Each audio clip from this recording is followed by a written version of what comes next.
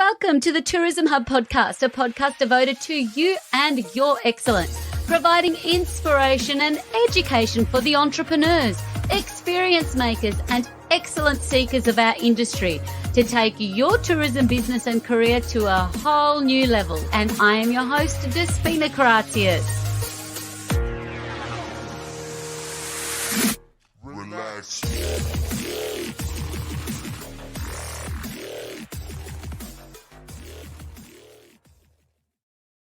Hello and welcome everybody. Good morning, good evening, and welcome to you all on another episode of the Tourism Hub podcast. Now, as you can imagine, I am excited for what is about to unfold on today's episode. So, Your Excellencies, I'm thrilled to have you here with me today. And for everybody that has pinged me, messaged me, sent me an email to let me know that you're enjoying these conversations that are happening on the podcast, I salute you and I am so grateful to you. It just has meant the world to me over the last week and I really, really appreciate it. Now, while you're there, if you can subscribe and leave a little review for everybody that has heard me go on and on about the benefits and the different ways we can build our online reputation. It all counts, all those pebbles in the pond that the ripple effect of your reviews on the Tourism Hub podcast is also something that would mean the absolute world. And now it's a great honor to have you on the show today. It's also a great honor to introduce our next guest. Her name is Shirin Jamali, and she is also known as, and this is how I first met Shirin, she's known as the Melbourne fashion blogger.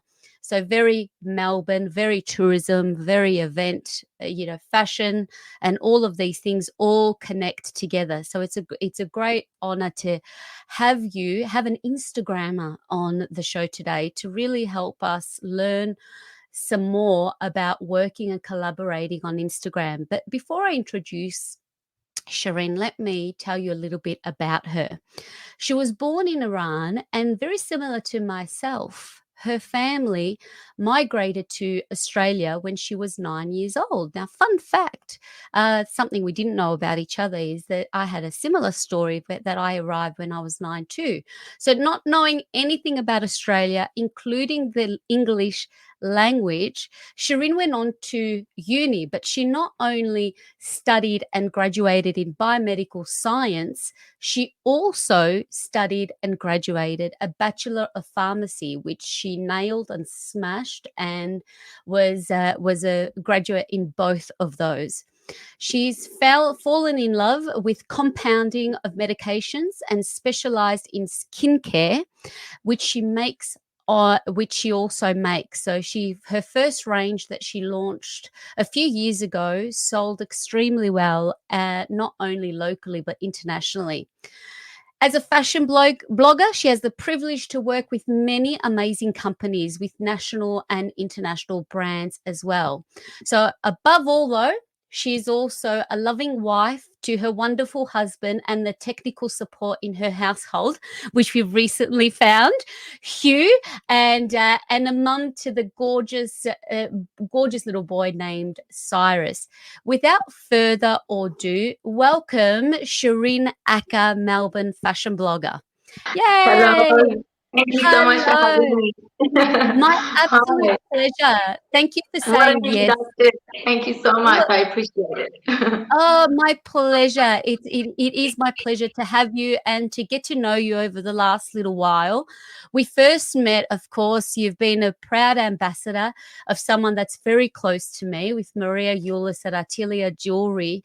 And it's just been lovely to see your journey and her journey, and the growth and this beautiful relationship that you had. So when it came time to just talk about this topic, there's only one person that I can think of, and that's you, to explore this topic of influence and using the platform of Instagram to be able to do that. So, in terms of Instagram, and for anyone that wants to hear that story, you could go on and look at the episode that I had with Maria a few episodes ago. But to talk about your journey, Shirin, and how you started on the platform and how you planted the seed, how the whole concept of Melbourne fashion blogger came to mind, and you knew that Instagram was the platform for you. Well, it's quite a bit of a story actually. I started working as a pharmacist, as a compounding pharmacist, and really devoted my life to it. And I fell pregnant and went on maternity leave.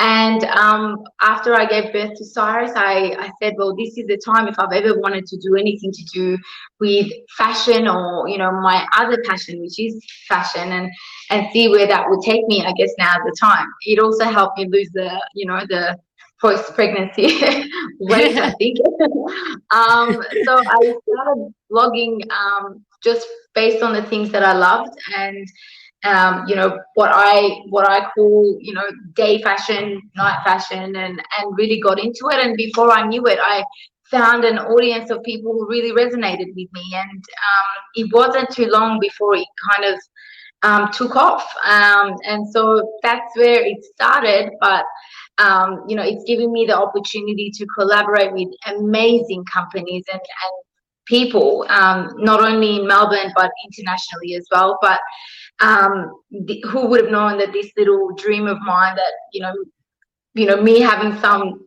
alone time or wanting to reach something new, has actually taken off. So that's where it started. It started at home on maternity leave. Oh, I love it. And really key things that come to mind, really. And as you were speaking then, the fact that you niched, like you have a specific niche. It's not only Melbourne, it's fashion and your blogging. So I think that you were able to achieve success quickly because you really nailed it, even in just the Instagram name that you went for. And we talk a lot on the show about passion projects and fulfilling and pursuing that. Now, with that, you're a pharmacist by trade, but not just a pharmacist, a compounding pharmacist. So this is when you get a special script. Now, I've been there before, and I'd shared with you. A lot of people know with my funky stomach infection, and I needed to go and get all of these different range. So it's quite a next level of of ability. You have your skincare range as well, as actively being engaged in Melbourne fashion blogger. How has having started a side hustle and pursuing your Instagram account and reaching a wide international audience, how has that helped your business ventures in your pharmacy and skincare launches over the years? It's actually been overwhelming and different. As a pharmacist, I guess even with our company, we're known as, pharmacists have, I guess there's a stigma about pharmacists where you're in a white jacket and you stand behind a counter and you dispense drugs for a living. And that's, I think, the majority of people, I guess, perceive people as pharmacists as doing that type of role. When I started doing blogging, I started being very honest and vocal about the fact that I am a proud pharmacist, but also that I love skincare and I love fashion. So I was so lucky to be able to actually collaborate with a lot of dermatological or dermatologists and dermatological companies, and actually share my passion with them. And through Instagram and through social media, I've actually been able to collaborate with them, and with future projects, be able to actually work with them in creating different ranges for them. So it's really been combined together. And it wasn't up until quite recently that my company, Bloom's the Chemist, actually, they didn't know that I did blogging, and I love fashion, and this is my side hustle. And they soon started to find out, because a few customers came into our pharmacy recognizing me. So well, I couldn't hide for much longer, and as a result, they, they've been so supportive and they've been so excited that, we're breaking that, I guess, that perception in people that pharmacists are, are just doing that one thing, and that this, I guess, opens up the avenue for young girls and women in, are your viewers and people who get to watch me on a daily basis, that you're not really, you shouldn't be attached to the one name, or you can be a mom and do anything you want. You can be a, blogger and yet have, an education that, supports your life, and so on. So it's been amazing. And, I think together, I never thought that the two would go together, but it really has. So it's been a blessing. It's universal, and I love so much of what you've shared. One as an inspiration, because when you kind of drop the mic that you're also a pharmacist and you own a pharmacy, if you can recall that time you first told me that, I was just like, oh, yeah, because I love stories like that. I've only known you, like, I've known that you're a devoted mum and that you have this incredible Instagram account, but then there's this whole other world that you're entrepreneurial, you've got a scientific background and you're launching. And I love that in the sense that, particularly in today's climate, we have to diversify, not only if we're speaking with our businesses and to the tourism businesses specifically that now don't have an international market at the moment. So we're talking about diversifying our marketing and our markets. But what I am also trying to encourage people to think about, and something we've got examples of someone like Nayaz that we had an episode with, diversifying your skill and your, different projects that you work on. And I love that you shared that you kind of like, it didn't make sense or how these would come together, but it makes sense because it's all these things you're passionate about. So there's no way that they can't make sense together, because the thing that's uniting them is the love you have for these things that you do. And I hope this will inspire, not I hope, I know it will inspire many that have got a side hustle idea or a passion project. And more than that, your personal brand, that what do you represent, that this has come out. So how important do you think in today's climate for people to pursue side hustles, even though they've got the double degree or they've committed their life to the study, to that job that they're going for? What would you say to that? Like, I think that I would say, obviously it's not always glamorous. It's very hard, but it can be done. I started this whole thing when I just given birth. So a new mom, everything new to me. And yes, majority of people will say, well, you may have been a stay-at-home mom and you did this, while, you had all the time in the world, but no, I didn't. I worked, I still work, 30 to 40 hours a week as a pharmacist, and I do everything that I do afterwards, which is blogging, fashion, skincare, collaborations outside of those hours of being a mom. So I do it, I guess my husband calls it the 7-Eleven job, which is, I start my other side hustle at 7 p.m. and finish at 11, and I get everything done. So the next day I'm ready for the day, but yet I've got, I've done everything I could for my brand, for my passion, and also for my career. Owning a new business, especially a new pharmacy, it's been probably one of the hardest things I've done in my entire life. But the fact that I love what I do is, I think, the most important, and really lays that foundation of how you will go in the future, knowing that if you love what you do, you will be great at it no matter what. There'll be obstacles, there's days where you're sick or you really can't do it, but as long as there's that love and passion for it, there's no way that you wouldn't be able to get to where you want. And it's hard, you sometimes put in so much hours and so much work, and you see nothing for a couple of months, and then all of a sudden it all almost like it's like a puzzle that it just comes together. So it's about not giving up and working very hard. It's not easy. I'm not always in makeup and hair and glammed up, but when I get a chance to do it, these are, I guess, my little rewards for it, for the hard work that I put into it.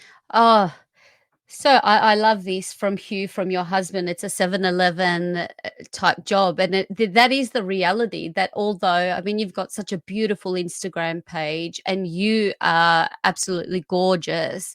But I love that you shared, like, that's only a small percentage of what you do in your day, but it's also making that commitment. And it's not easy. If it was easy, everybody would be doing it. And to show that, with the with the shine comes a lot of sweat in the background, and that's a really important point that you've just shared with us, that you want to do this, be prepared to put in the work. And Now if you speak do, it will pay Yes, off. yes, and it will pay off, as we've seen with all of your work that you're doing. You launched your new pharmacy. Now it's been a difficult year. When you're speaking about your challenging times, and this is one of the greatest, this is one of the most challenging things that you've been able to do, in terms of how you're able to come through the challenges with this incredible mindset that you have. When you get into those moments of like, okay, this is getting hard, or like what, when you're questioning yourself, what is it that you are able to draw on to get you through to the other side, when any self-doubt of pursuing this, any one of the paths that you've taken? Yeah. Well, this is a heavy question. I guess, we connect on this really well, that, we came here. I mean, I came here when I was quite young, but I remember the sacrifices that my family took to get me to where I am today. So on days where I'm like, I've worked literally 16 hours and I've had the most stressful day, I would think, exaggerating, but of my life. And I am, in the car, nagging and crying to my husband as I'm driving home. I just think this is a blessing. This is what I dreamt of. Like, how I almost feel guilty, complaining because of the background of how we managed to come to Australia and have these type of opportunities that a lot of young girls in Middle Eastern background would not be able to have, being in the Middle East today. So this is the strength I pull on, and the love of my family, and the reason why I do it. I do this whole thing for. I'm doing it, for my son's future. I'm doing it for, my family, for my husband and I, and I do it to make my parents proud, that, everything that they sacrificed, they can see it and be proud, that, I did it, and I'm doing it, and I'm not going to give up. So that's what I draw. Oh, I love that so much, what you've just shared. So, because when you consider the challenge as a blessing and you tap into being grateful, nothing can kind of sway you away from that. So, in all anything fear based, once you tap into what you appreciate about the situation, everything like that can disappear. That is so good. Thank you for sharing that, because it's true. When you're grateful, you're getting emotional, because it's true. Oh, I feel every part of that, because it's when, yeah, when you think It about ruined what. my makeup. No, I'm Guilty. sorry. I'm sorry. Look, I think it's important, and that is, if you can think about, yeah, the sacrifices are real, but thinking about our ancestors, or thinking about the climate of the world, of where our home countries are, or what our family, even our extended family. I do. The first time I went back to live in the family home where we were raised with my sister, I called my parents and was like, I want to come home and kiss your feet for the sacrifices you've made and the decisions you've made, because now not only me, but my children have so many more choices in life. So It's freedom. So oh, it's it's a gift. it's a gift. It's a gift. Yeah. Just like this time together, I feel is such a gift. Thank you. It's really important that if we go back to this work that you're doing, and this whole word, the word of influencer, because you're seeing like there's it's something, it's a word that we didn't didn't have a vocabulary around creating influence through your passions in mediums like this in the past. Now, with you being able to align these deep-seated values that you have in your day-to-day work, that you can see intrinsically are who you are, whether it's any project or initiative that you're taking on personally or professionally, aligning values to be able to use your platform as a medium to influence for good. What are some things that have stood out for you as best practice for other businesses to take some notes on? Because something that I think when we're talking about social media marketing or digital marketing, influencer marketing for businesses or brands or products also has its own place on the shelf. It is a separate strategy to approach. So I wanted to reach out and kind of tap into your brain trust around some best practice to collaborate if anybody's, whether it's for yourself or anyone else that is aligned in that way, that you could share with us. I think speaking on myself and my page and brand would be that you need to, if you want to collaborate, you need to collaborate with a brand or a company that resonates with you as a person, not just your brand. You need to reach out to people where you have either you have an aligned passion or you have an aligned idea of some sort. You shouldn't bombard DMs of people with, because of the number of followers or what you wish you want to do. You need to start establishing yourself so that, if perchance someone with a, following over 50 million followers decide to actually, press on that DM and see what you're offering as a person or as a brand, that they go on your page and say, yeah, okay, it makes sense. Rather than just, having a generic, I guess, paragraph that you send to 50 different influencers and hope that one will return. It doesn't work like that. Initially, I guess when I first started, I wanted to collaborate with the big names in fashion. And I soon realized that nobody knows who I am. I'm sure there's a lot of people out there who want to collaborate with bigger names and bigger influencers in the, not only just the social media platform, but in the fashion industry, I guess. And what makes me any different? And I just realized, it's me. I'm different because of my background, or I wasn't born here.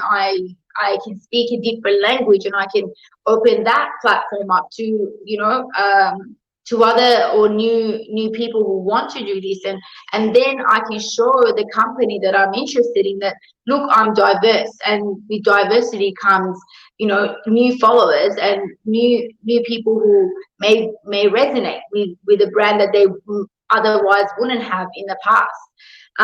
So I'm always very conscious with who I reach out to, and even when they reach out to me, whether I accept or not. It's not just, I will accept any collaboration or any offer. I only, and I'm quite, selective, I guess. I don't do a lot of collaborations. I only collaborate with the brands that I think my online family would appreciate and accept, and also it would resonate 100% with me as a person.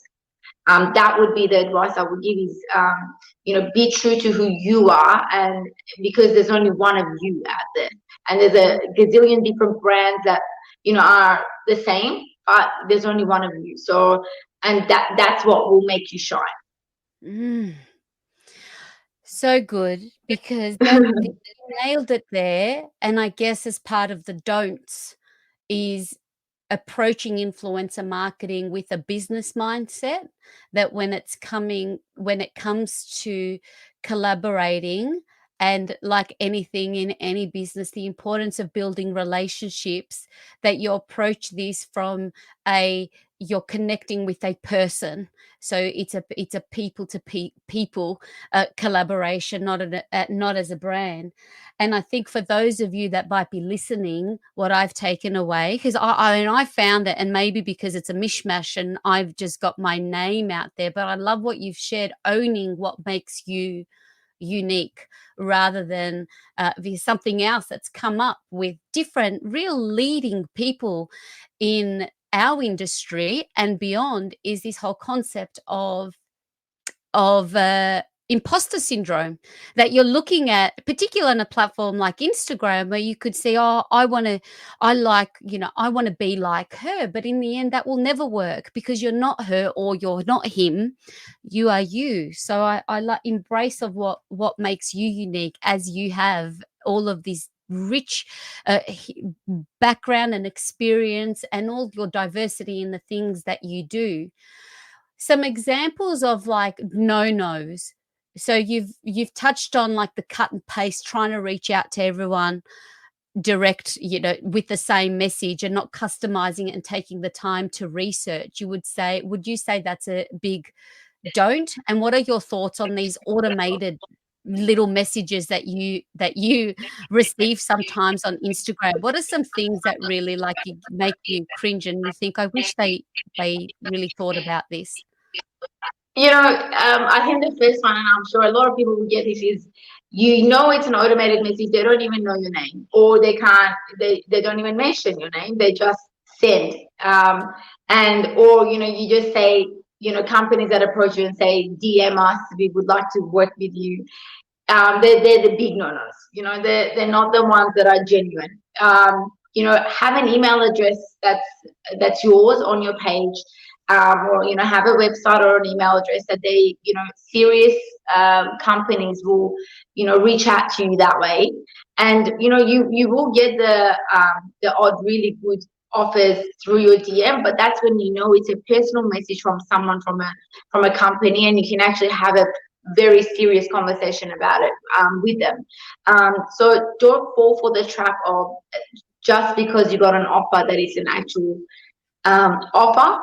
As such, usually you can get sucked into buying a lot of stuff that way. And I guess that's how the online world works. It's always about trying to get you to get hooked on something. Either shopping or signing up for something and whatnot. So be careful with the messages that you get, is I guess what I would say, and do your research before saying yes to anything. And you're allowed to ask any question that you want. Especially if you've been approached, then you've got the avenue, or whether even if you're not, but you're having a conversation, and ask a million and one questions if need be, to feel reassured that it's a good offer and it's a great collaboration. Because once you put it out there and once you've actually collaborated with this company, then it's out there for your followers to judge. In a sense, it's out there for people to link you to that. So ask yourself the question: do you want to be linked to a brand, or do you or not? So just because it's an offer doesn't mean it's a good offer, and just because it's in your it's popped up in your DM doesn't actually mean that it's a proper company. So you just have to be very mindful. Always be mindful of the I guess the offers that you get, and do your research, is what I would say. Oh, I love what you said, and you can see all of your family values, that when you talk about your followers, you are very protective, that what you're putting out there is it's not just as much about resonating with you, that you don't want to put rubbish out there for them. That's a real other big kind of key distinction that I'm getting from you, which I love. Be prepared. Like I can see that your Instagram account and your following, they're much, you even refer to them as my family, my community that's following me. When I'm looking at these collaborations, it's also, you're thinking, will this resonate and will this be of value to them? Which is great, because the flip side to that is even like a lot of businesses being approached by Instagrammers to get a free, I know from my ballooning journey, to get a free balloon flight, I'm calling themselves an influencer, and it's like, as a business you have to go do your research. on both ways for, if you're growing a brand personally to gain influence and grow your own community, but also as a brand, taking on Shirin's approach, I think is very, very important as well. That will this resonate? Is this of value, and is this something that would give value to my family? And that's essentially what you are building with your community online. Thank you so much to Lucky Cashmore, who's joined us. Such lovely words, both such inspirational women. And she's asked, how do you balance this work and life? What's your balance? I can see you've got incredible support from your partner when you are working, and I can resonate. I'm going to take that on. I sometimes feel it is like I finish off one part of the day, then I start on to the next. What are some of your some of your tips around the work-life balance in managing everything that you do? It's not easy. Yeah, I wish there was a magic formula that I was given in the beginning. I started working when my son was quite young, and that to me was heartbreaking. I just thought, oh my God, I had the mum guilt, and soon I found a reason as to why I did it for him. So that made me feel like I could do this. But going back to how I balance it, I don't sleep as much, so I don't sleep in like, the 8-10 hours a day.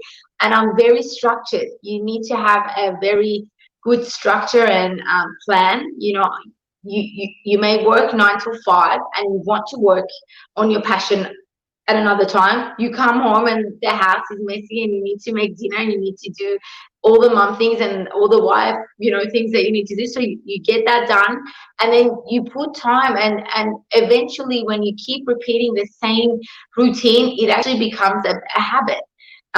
So that's how I've started on, and I've been able to balance it. In the beginning, it wasn't easy, it was all new to me, and I'm just like, if I concentrate on this, I'm probably going to miss out on this. And I've just really understood that, I've got a certain amount of waking time during the day. And if I really want to do something, I need to put the time aside for it, whether it's, 10 o'clock at night or 9 o'clock at night when, Cyrus has gone to bed, and I can either watch TV or I can do something else. And that's how I do it. I've got very strict structure for myself in the beginning, and now it's almost like a habit. It's what I do now. That's how I've been able to balance things.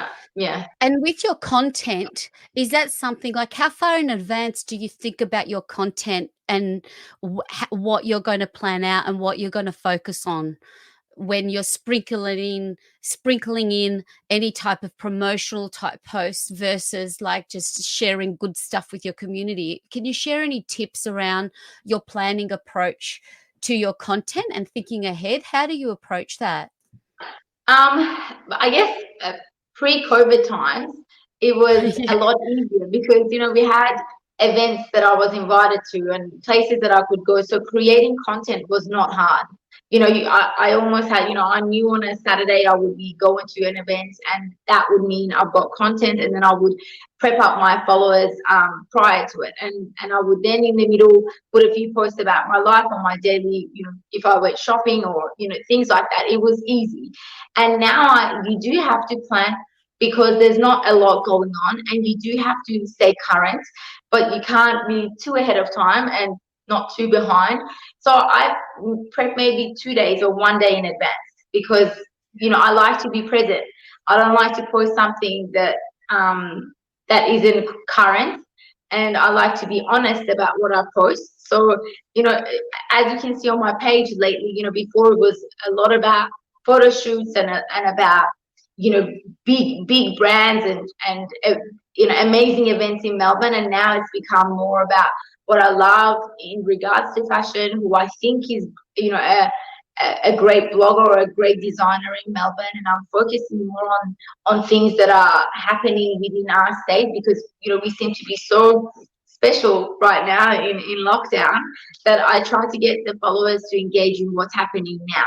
So I don't like to do too ahead in planning, especially right now. We don't know what's going to happen tomorrow, and I don't like to do an amazing photo shoot and start posting it in 10 weeks time, because again that wouldn't be current. So I like to do it 1 to 2 days in advance would be the time that I give myself.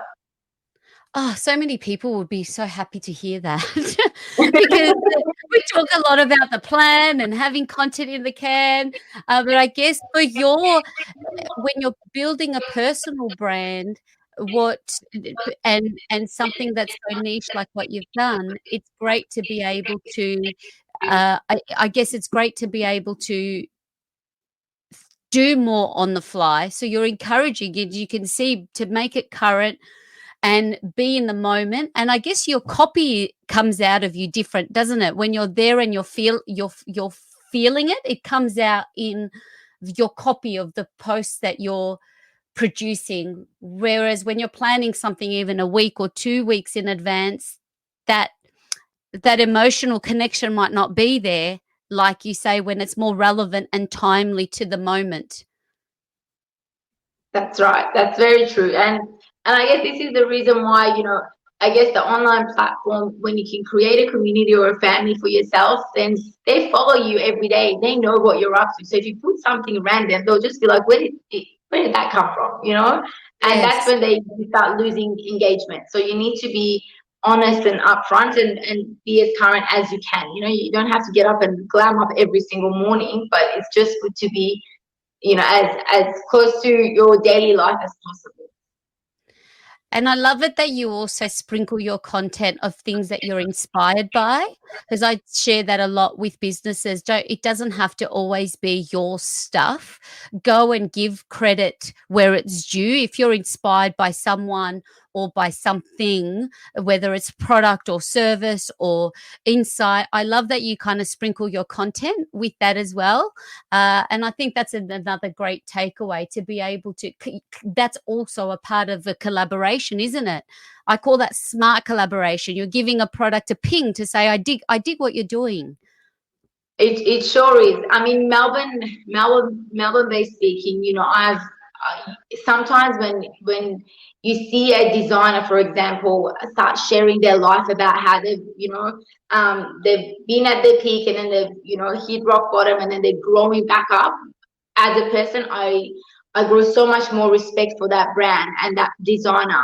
And I want to, tell everyone on my page about them. And that's what I do, and I do give credit to a lot of people and a lot of companies that I truly believe in, because I think it's not just about, a collaboration. It's about, sharing what people should see and what people need to know about. And one of the great examples was before I became I started collaborating on a weekly basis, I guess, with Hair which is a hair vitamin. I was so in awe of the person who started this whole thing, which is Leila Milani, and she's in America, and she's quite, an amazing, she's got an amazing life and an incredible following, and also, she's very famous. And I never thought that, me all the way in Australia would be able to reach someone like her.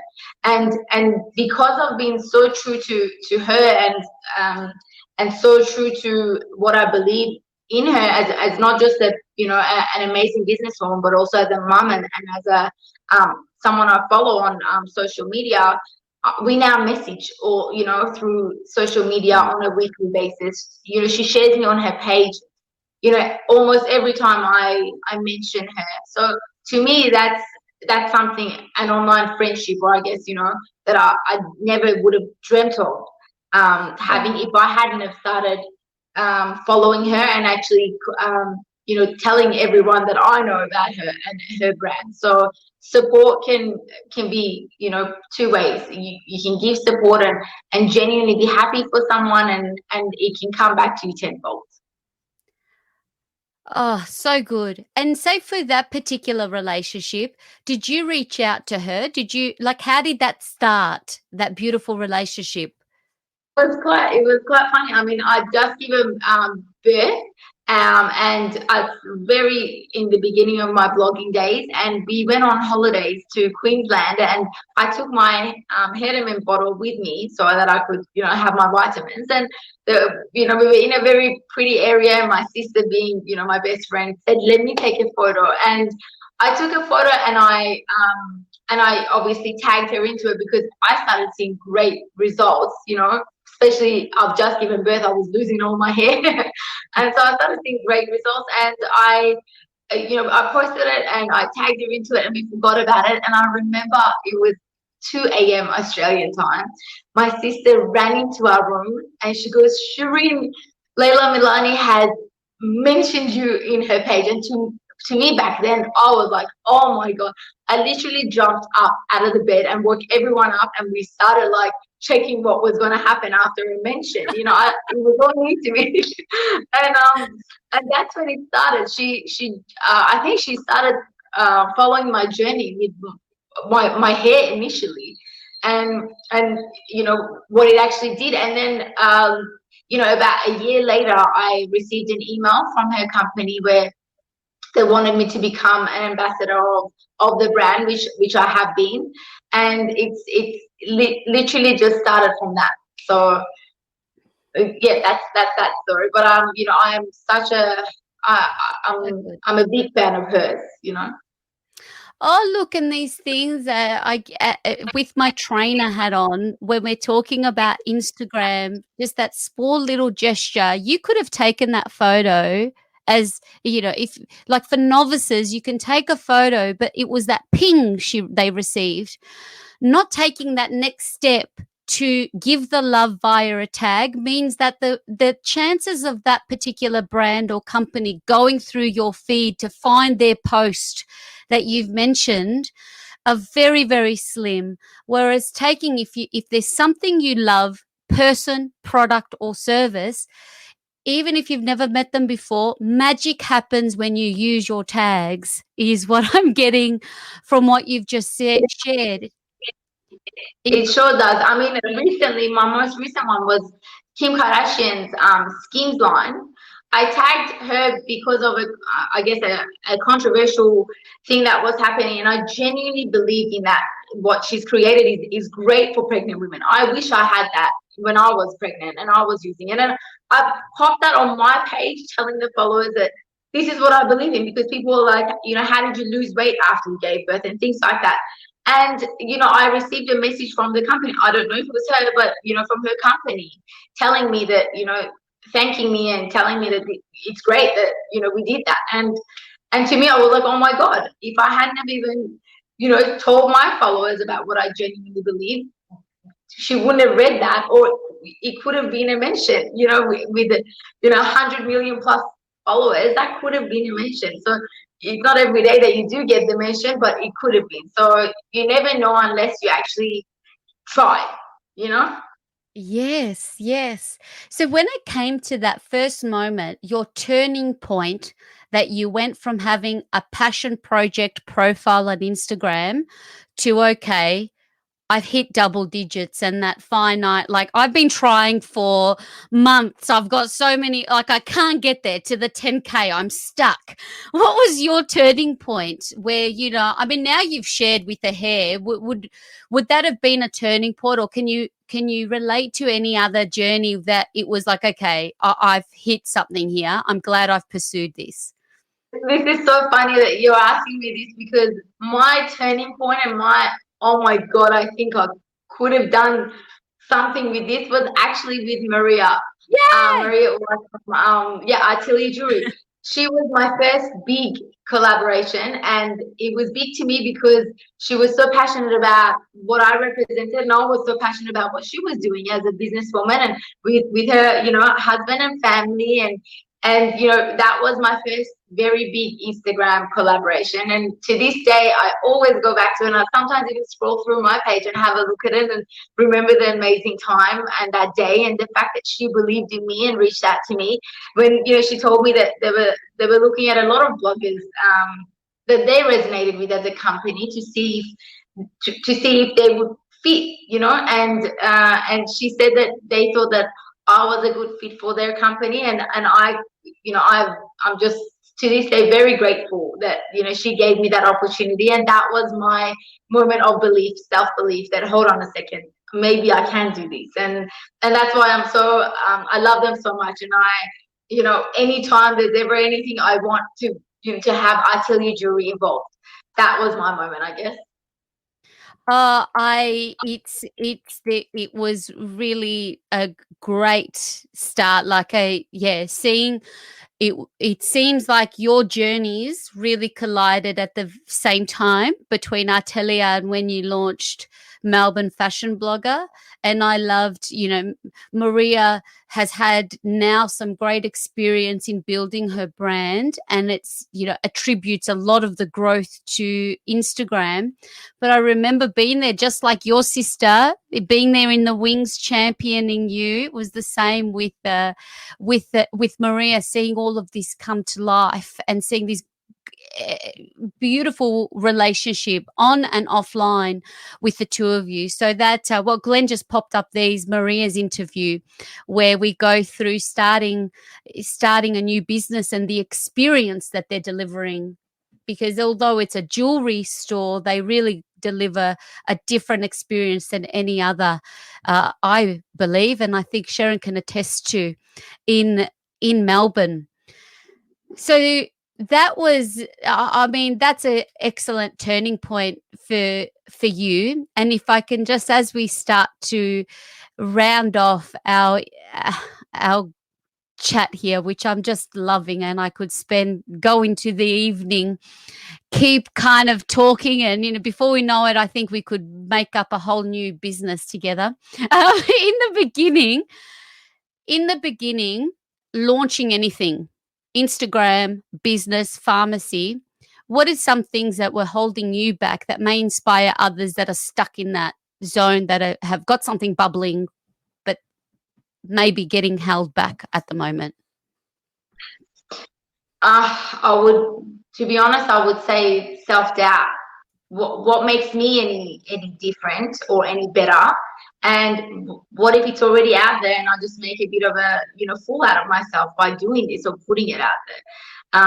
This was a big hurdle that I had to overcome. And to be honest, when I think about skincare and putting my range out there, I think there's so many brands and companies that have millions and millions of dollars behind them that are doing this and are successful. So what would make my brand any different? If they've got that much and they're doing that well, what makes me any different? Why should I do this? I have those days still, and it takes me to a different place, and I go into deep thought, and I just think, is this right? But again, I come back to the whole thing about what makes it different and why I should do it, because there's other people, for example, with my skincare, that won't benefit from what's out there. So, and that's who I'm reaching out to, because I know that from everything that I've tried, there's that, something's missing. But there's that niche in the market. And if you find that you're the niche, or your idea is the niche, then no matter the self-doubt or the disbelief, just go for it, because the one thing and the only thing I think you would regret is actually not doing it. You'll never turn around and say, I can't believe I did that, and I gave that a go. No, you would say that if you missed out on it, in 10 years time, you look back and say, I could have done something big with that or great with that. And that's how I get over it, over that thought, I guess, and move on. The best advice you've ever received? Best advice I've ever received is a quote, I guess. Yeah. A quote my husband said to me. He said, we're starting to see a slight bit of success from the hard work, and he said, just remember, success is not owned.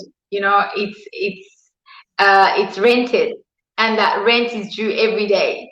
And so you need to keep pushing and being persistent, and keep going. Don't ever think it's you're there and that you can sit back. You're young and that quote just keeps running through my head on a day where I think, maybe I don't want to do this anymore because I've done this now. But I always have it in the back of my mind that if I stop, then what happens? So it's a good advice and it's a good quote that I live by. Ooh, I haven't heard that one before. I love it. Keep us all in it. Success is not owned, it's rented, and you have to pay your dues every day to keep building the dream, the project, the business. That is a good one. So he's not just good at tech and making a live happen 5 seconds before we hit the live button. That's a really good one. I love it. A personal habit. I mean, I think we know a lot of your personal habits now, just your undeniably commitment to what you do. But what's something on the daily that contributes to your success? 1 or 3 or 5? What are some habits that you have? I am, I think maybe too much, but I am so persistent. If I believe in something, if I want something, I persist to the nth degree to get it or to make it happen. So persistence is I believe the key to a lot of things. Just persist. It does not matter if you get 50 doors shut to your face. You just have to keep persisting. I mean, the odds were against me going back when I just finished high school and wanted to get into pharmacy. It was just, everyone was like, dream on. But the way I got into pharmacy was already a story on its own. I flew overnight and went into an interview interstate, and I got in 2 days later, and that was because I persisted and did not give up. I applied. I did everything I could. So persist. You never know the person that will open that door or will that open that folder, and that they could be there at the right time and the right place, and you have your dreams answered. So just persist. The second P word here, you've got a passion. That's the cousin. You need persistence to go with it, with the passion to make it happen. An internet resource. So is there a resource that you use on the daily to help you manage your day? And whether it's online or offline that you could share with us that you couldn't live without. You can use it I think at the website as well, but I use an app called Trello, Trello, and this app organizes me and my life and my day, and things that I'm going to do, things that I'm doing, things that I've done, things that I am waiting on happening. It does it for me, and I can also share this with the people that I'm waiting for, or I'm meeting with, or I have appointments with, and things like that. It's such a good app or an online resource that you can use. So it's my brain diary. I would refer to it. It's really good. So that's what I would recommend. Love it. Trello. Any book that you've read that's made a lasting impression on you that to share with us? Is there any book that you love that you could attribute insights and gold nuggets that you could share? I guess, everyone's probably thinking as if she has any more time on her hands. I was just about to say that, but then I thought I'll ask it anyway. And when I guess the last book I read, and it was quite some time ago, was Becoming Michelle Obama.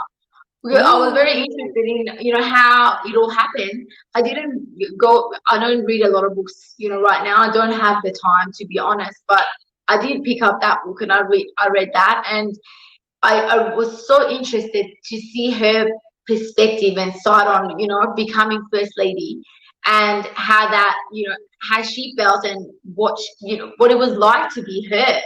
And little did I know that prior to that, she was an executive in a company. She's a mom, a devoted wife. She juggled it all, and then she transitioned into the White House, which to me was incredible. the odds were against them. You know, he was the first black president and the first black first lady, and that on its own was so inspiring to me. And I guess I just wanted to see how she did it all. And she was, throughout their time, she was so loved, and to this day she still is. And so many young girls looked up to her, and so do I. I look up to her, and that's the book I read, and I loved it. So I Oh. wish more influential women could come out and share their stories so that I would have more books to read. Oh, look, you have your own. I think there's a becoming of your version in there for sure. Your favorite destination or your favorite idea of a holiday, and where are you looking forward to most going to next as soon as you are able to? I would say I would go back to Vietnam in a heartbeat. The Mm. place is incredible. Oh, we went to an island called Phu Quoc Island, and not only is it a beautiful, untouched, place, but it's also the people are so genuine and kind, and they're so. When I think about my grandparents, 20, 30 years ago, I feel like I go back to where it's all so innocent, and the beauty is just something I went there, and as soon as I got there, I said I wish I could retire in Vietnam. So Wow. yeah, I would highly recommend everyone to have a look at Vietnam, and also that particular island, Phu Quoc, which is very small, tiny, but it's a piece of paradise. Fuquak, a piece of paradise. Love it. There Yeah, you go. It's a yeah. holiday inspiration for us as we grow our wish list for once we can get on a jet plane and take a little break for those of us that are in Melbourne. Thank you so much. I've taken so many key insights. I think you've inspired many today that have joined us live. Thank you to our live listeners, and thank you to our Tourism Hub podcast listeners. So much that about doing business with people when you're doing any influencer marketing. I think just any marketing or business relations, to always remember that it's a person that you're dealing with. Took away, be true to who you are. If you want to follow suit and you're inspired to pursue your passion product and your side hustle, there's something bubbling inside you. Be authentic to who you are. We also something that I really has popped to me that I need to share is really taking a platform like Instagram and be your own media. This is more about just choosing yourself. You can see, sure, I mean, how many of the photos are done professionally? I can see that you've just put in the hard work to do this. A lot of it is done by yourself. Would you agree to that? Like, as I think for some people, or even for small businesses, they think that they need a big budget.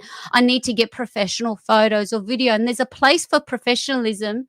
I can see you. Could you just, before we finish up, it's bubbling. I'm like, I have to say something about this. Just your learning curve and how to take good photos or video, and how much of it is done by you, and how much you've brought in an external support. Not much. 90% of it is 95% of it is just me. And 5% of it, I've been lucky to have those photo shoots and collaborate with companies that do bring in the professional photographers. But it's all me. I carry around my phone, and sometimes if I'm lucky, I take around my selfie, like my son calls it, and I stick my phone on and I start taking the photos. So it doesn't need to always be professional. It just needs to resonate with who you are on a social platform, and that's to be real and be you. It's hashtag be you and choose yourself. It really is. I love it so much. You'll regret more not doing it than you will actually going ahead, facing the fear, facing the self-doubt, and know with passion comes persistence. You have to be persistent in what you're doing, and drop the mic on that quote that success is not owned, it's rented. Just I think that's brilliant, and we need to pay our dues every day through work.